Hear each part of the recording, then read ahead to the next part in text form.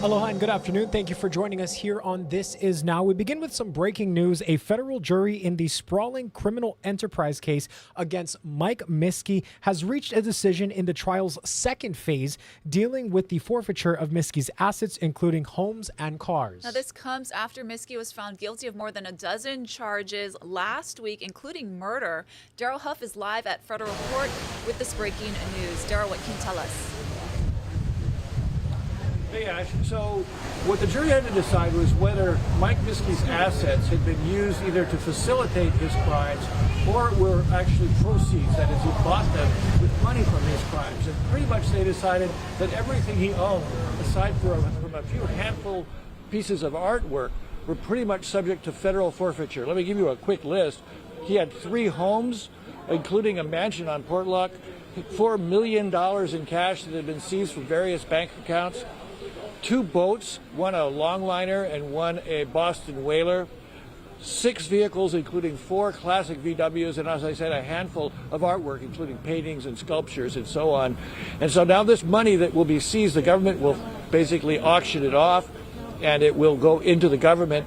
As for the victims in this case, they will see restitution possibly when Miske is sentenced in November, and that would be ordered by the judge. Potentially they could come back and get some of these forfeited funds because Miske's not going to have a whole lot left to pay restitution. Now, after reading a very lengthy verdict form, which included all of these assets, individual unanimous verdicts on each of these assets, the jury was finally told they get to go home and they can talk to anybody they want about it, and they are free after nearly 7 months covering this case, following this case, having to sit through it and basically keep everything to themselves. Now their last verdict was read today, and you can see the smiles on their faces when the judge said, you can go home. We're hoping to talk to some of them. Also, this is the first chance for the attorneys on both sides to talk to us since the verdict last week. So we'll be talking to them quite a bit about what they think happened, how the jury made its decision that convicted him of murder. His most likely sentence is going to be life without the possibility of parole because he was convicted of that murder and all those other crimes.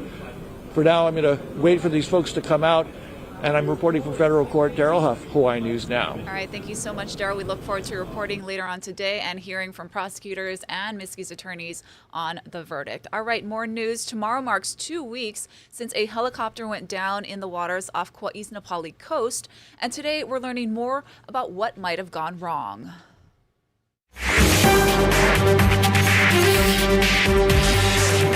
The NTSB has now released their preliminary report on the crash.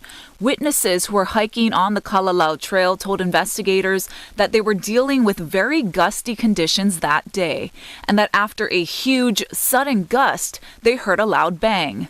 They say they then saw the helicopter falling from the sky in 2 pieces. Crews have been able to locate the tail section, but the main fuselage still has not been found. The report says all 3 people on board were killed. On Hawaii Island, a Kailua Kona man has been charged for a crash that killed a man in North Kona. 34-year-old Garrett Duran faces multiple charges, including negligent homicide, accident involving injury or death, and operating a vehicle under the influence, after he allegedly hit a 38-year-old pedestrian on Queen Ka'ahumanu Highway at around 4 a.m. on Monday. Authorities say Duran left his vehicle and fled the area. He was located a block away from the scene and was arrested, and he remains at the Kealakehe police station on $106,000 bail. The victim's identity has not yet been released. A woman is in critical condition following a crash in Kalihi. It happened at around 8:30 last night near Makuahine and North School Streets. We're told a 58-year-old man tried to make a left turn and crashed into the 61-year-old woman who was on a moped. Speed, drugs, and alcohol do not appear to be factors. Israeli Prime Minister Benjamin Netanyahu paid a controversial visit to Capitol Hill today, where he delivered a fiery speech asking for U.S. support in his fight against terror. Natalie Brand has more. Speaking before a joint meeting of Congress, Israeli Prime Minister Benjamin Netanyahu unveiled a plan for Gaza's future after the war. Israel does not seek to resettle Gaza, but for the foreseeable future, we must retain overriding security control there to prevent the resurgence of terror, to ensure that Gaza never again poses a threat to Israel. The Israeli prime minister is in Washington hoping to bolster U.S. support for the war against Hamas, a war Israel sees as a fight for survival after the October 7th terror attack. Our fight is your fight, and our victory will be your victory. But some lawmakers are sending a message of their own, choosing not to attend. They're protesting Netanyahu's leadership in the face of international pressure for a ceasefire in Gaza. Vice President Kamala Harris skipped the speech, citing a scheduling conflict, and former House Speaker Nancy Pelosi instead met with families of hostages held in Gaza. I think it's time to make a stance, and I'm doing it on behalf of my constituents. In addition to the boycotts inside the chamber, protesters rallied outside, gathering hours before the prime minister's arrival. Palestine will be free! Thousands of pro-Palestinian demonstrators assembled near the Capitol, as well as other demonstrators who support Israel but are staunchly opposed to Prime Minister Netanyahu, calling on him to prioritize bringing home the hostages. He is doing everything he can to sabotage the deal for his own political survival. Netanyahu is scheduled to meet with President Biden and separately Vice President Harris on Thursday. Then he heads to Florida to meet with former President Donald Trump at Mar-a-Lago on Friday. Natalie Brand, CBS News, Capitol Hill. Now to the latest on the campaign trail. President Biden told reporters to, quote, tune in and listen Wednesday night as he addresses the country for the first time since dropping out of the presidential race. Skylar Henry has more details from Capitol Hill. Why did you drop out of the election? President Biden is preparing to address the nation tonight and explain why, after months of insisting he's running for president, he changed his mind Sunday. He will talk about not only the work, the extraordinary work that he has accomplished, but about his work in the next 6 months. The decision opened the door for Vice President Kamala Harris to become the likely Democratic nominee. She campaigned in Indianapolis Wednesday, addressing Zeta Phi Beta, a historically black sorority. With your support, I am fighting for our nation's future. Some Republicans have slammed Harris, claiming she is only on the ticket because of diversity, equity, and inclusion, or DEI. I think she was a DEI hire, and I think that that's what we're seeing. I agree with what the President of the United States, President Biden, said about it. He actually said that it was DEI. President Biden did say during the 2020 campaign that he would like an African-American woman to be his running mate, but he never called her a DEI pick.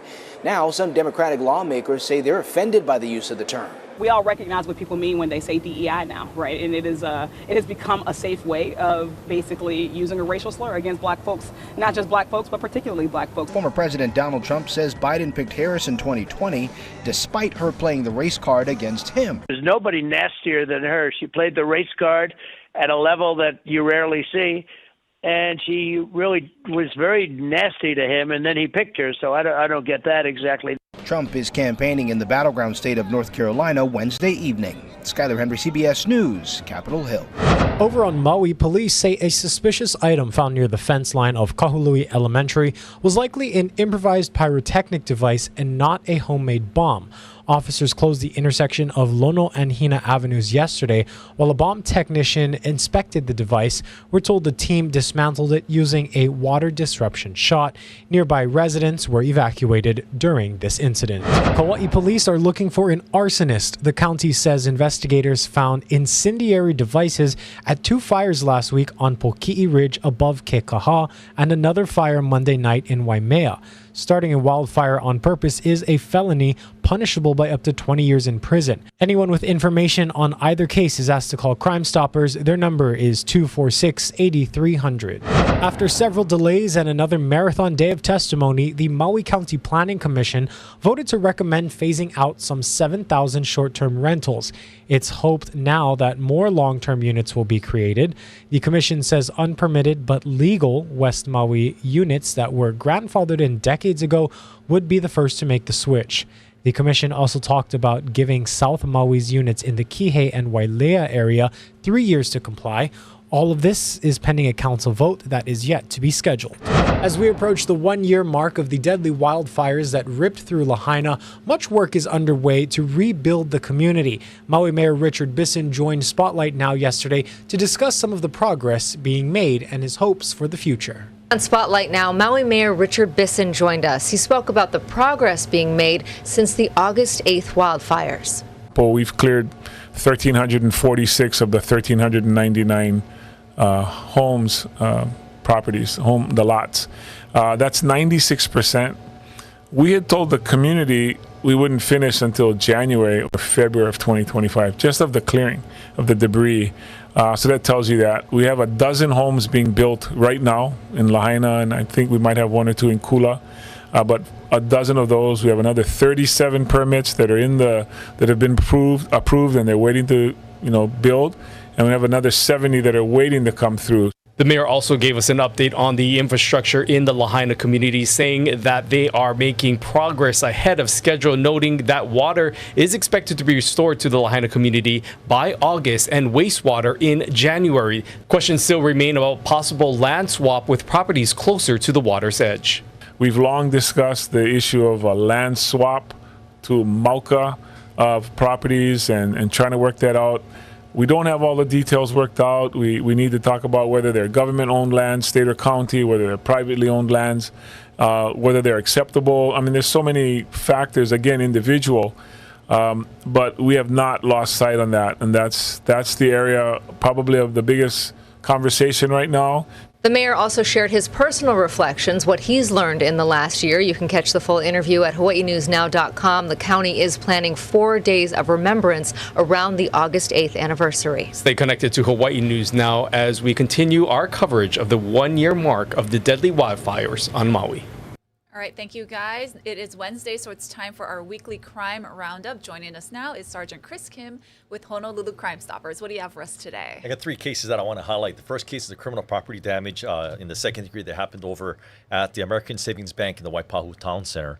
On Monday, July 1st, 2024, about 5:50 a.m., this male right here was captured on video surveillance using a machete to damage the ATM over there, causing pretty substantial damages to that machine. The video isn't the greatest, but we're hoping where the frequency area might recognize this male. Our second case is a burglary in the second degree that happened on Sunday, July 14, 2024, about 3:31 a.m. These 3 suspects and a getaway driver broke into the LBC Express and the Full Bistro in the Waipahu area and took property from within. They basically used what we're seeing is like a large rock or boulder and shattering it and throwing it through the window, causing it to shatter, then going in and taking various things. All 3 suspects are being described as unknown. They fled in this 4-door vehicle. We're asking the public, if you know anything about this case, please contact us. And our final case is a burglary in the second degree that happened on Wednesday, Wednesday, July 3rd, 2024 to Friday, July 5th. 2024 over at the Hale Keiki School in the Bougainville Drive area. An unknown male suspect broke into the classroom and stole 35 Google Chrome books and 2 computers. The video isn't the greatest, but the reason why we're mentioning this in the event that you do see anything being sold on, whether it be Craigslist or Facebook Marketplace or even someone trying to approach you to try and sell you these Google Chrome books, please go ahead and call Crime Stoppers or call police. And that's something so important to note because oftentimes, these items that are taken end up on the black market. Can you talk about that? Exactly. Most times that's actually what we're seeing. Victims are actually seeing their items popping up on Facebook Marketplace or on Craigslist. So we urge the public to just do your due diligence if you're going to purchase these type of things. Ask for receipts. Pay attention, to these news releases. Pay attention to the Crime Stoppers page, HPD page, just to see, if these things were possibly stolen. Yeah, and if someone is, say, browsing Facebook Marketplace and they are a victim of crime and they see one of their items, whether it be a moped or motorcycle that was stolen, what should they do? We actually urge them to go ahead and call police. We've actually seen cases like that happen, especially with the large retail thefts that we were seeing over at the Home Depot. It wasn't uncommon for us to see, generators or power tools popping up on those sites. So go ahead and call police or go ahead and contact the Crime Stoppers. We'll forward that to the proper investigative division. All right, Sergeant Chris Kim, thank you for being with us again today. Let's take a live look outside now over downtown Honolulu. Beautiful conditions, 83 degrees, lots of sunshine, but it is a little breezy. Guys, going to have your full forecast after this quick break.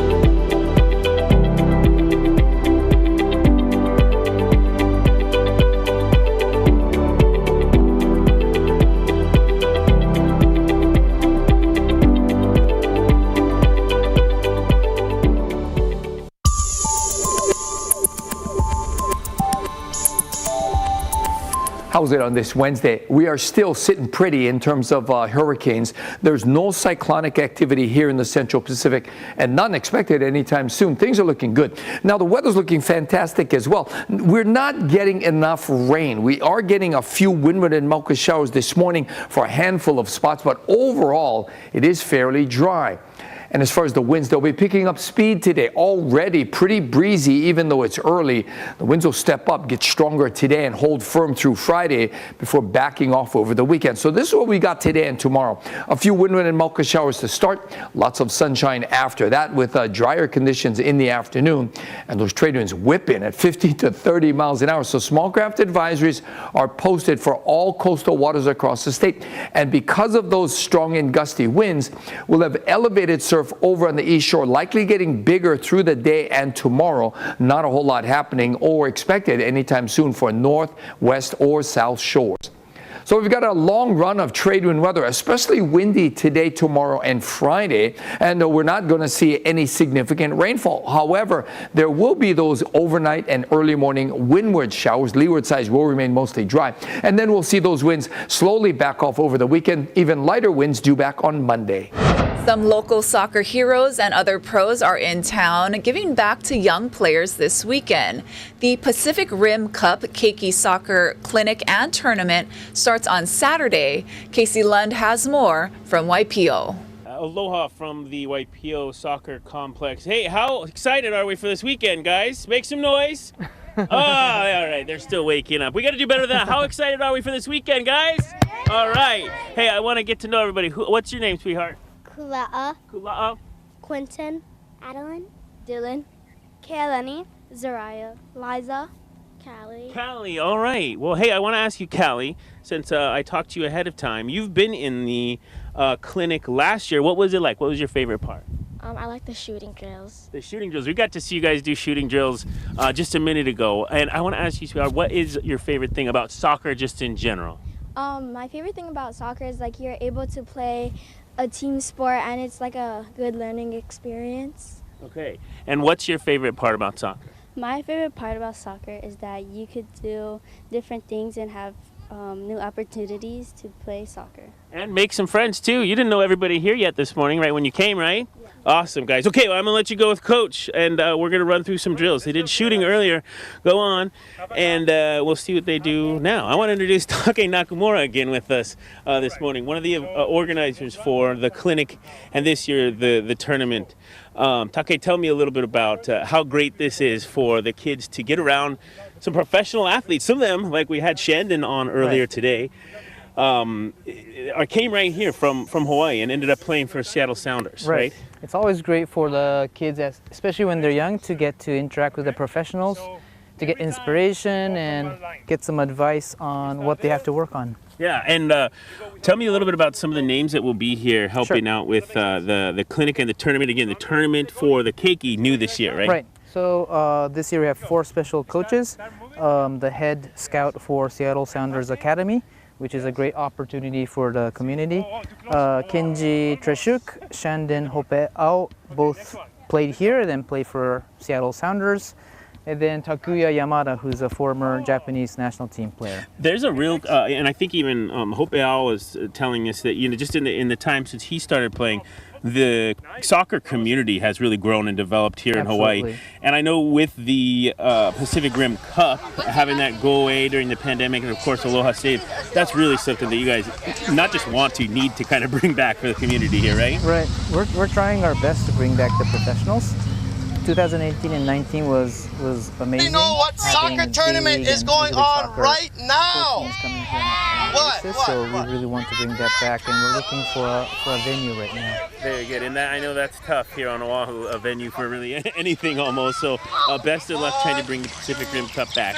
We want to give a big hand to the kids that were out here with us today. Their parents, of course, for bringing them down here. I know they're going to have a busy week at Take. Thank you so much. If you miss any of those details, again, the clinic and the tournament coming up this weekend, Friday and Saturday. The tournament on Saturday. Japan has players with us. Special giveaway. Okay, so we actually have somebody that won. So we'll have a Seattle Sounders jersey autographed by all the coaches. Hopefully, you could come out and and enjoy Grab it, and, yeah. and maybe get lucky too. Yeah, Awesome. absolutely. We thank you for all that you do, and a reminder, all the details are at hawaiinewsnow.com. The last day to register, though, is today. So we'll send things back into the studio for now. In today's news from the feeds, a unique but near century-old tradition is underway in coastal Virginia.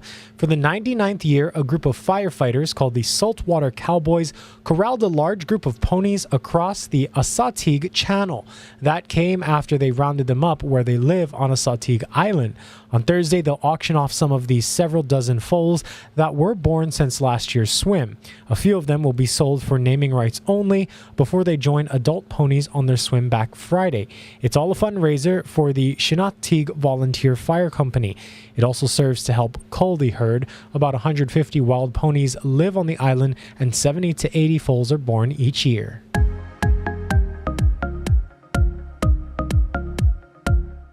Well, a blind and sighted kayak team began a multi-day 340-mile kayak race. And as Megan Abundis reports, nothing is holding them back. Here today after so much training. Isaac McBurney's training started here. Navigating waters, preparing for hundreds of miles of paddling, despite his vision loss. Trying to make sure that blind people can set their mind to things and accomplish anything that they want. Through the lineup of launching into the water, word about Isaac's sight and pushing nautical boundaries spread. I don't know how they do it. I mean, it's just, to do 340 miles is a feat in and of itself, and then add blindness into it, that's inspirational. I think it's an awesome undertaking. You know, I watch just the way they navigate around the city and find their way around to get out here and do it in a nautical way out here on the river and compete. I think that is just incredible. I love you. Love you. Do your best. Back on land, Isaac's dad and road crew. I'm really excited and a little nervous, but I got faith in Isaac and Jake. They're going to do a great job. In the stern of the kayak, Jake McLaughlin, Isaac's teammate. So I asked Isaac last year, what is it that you see on the river? And he's like, green, blue, green, right? So doesn't see a lot, but we work together as a team. It doesn't make me nervous because our communication is spot on. We learn just like everybody else with experience on the river. Doesn't hold him back, doesn't hold a lot of people back. Sighted or not, achievement on display across the Missouri River. 5, 4, 3, 2, 1. Doubles are off.